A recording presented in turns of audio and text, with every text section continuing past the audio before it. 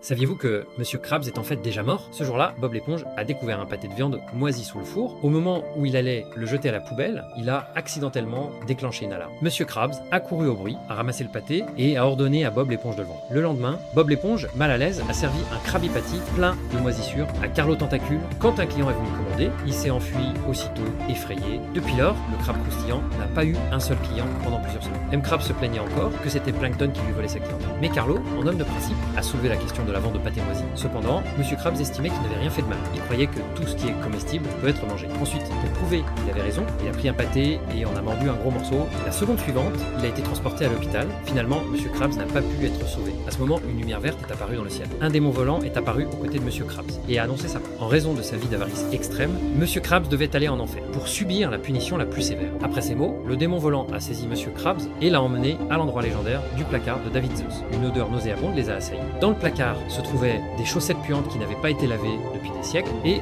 Monsieur Krabs devait y être enfermé pendant 1 million d'années. En entendant cela, Monsieur Krabs s'est immédiatement agenouillé, suppliant le démon volant. Voyant Monsieur Krabs aussi humble, le démon volant s'est senti un peu gêné. Il a accepté de lui donner une seconde chance, mais à partir de ce jour, il devait devenir généreux et ne plus être radin comme avant. Contre toute attente, Monsieur Krabs a accepté immédiatement. De l'autre côté, Carlo était déjà en train de ranger les affaires de Monsieur Krabs. Alors qu'il pensait s'emparer de son petit trésor, Monsieur Krabs est revenu. Il a annoncé à Bob l'éponge qu'à partir du lendemain, le crabe croustillant distribuerait des Krabby Patty gratuitement. Il a solennellement promis devant eux deux qu'il deviendrait désormais le crabe le plus généreux de Bikini Bottom.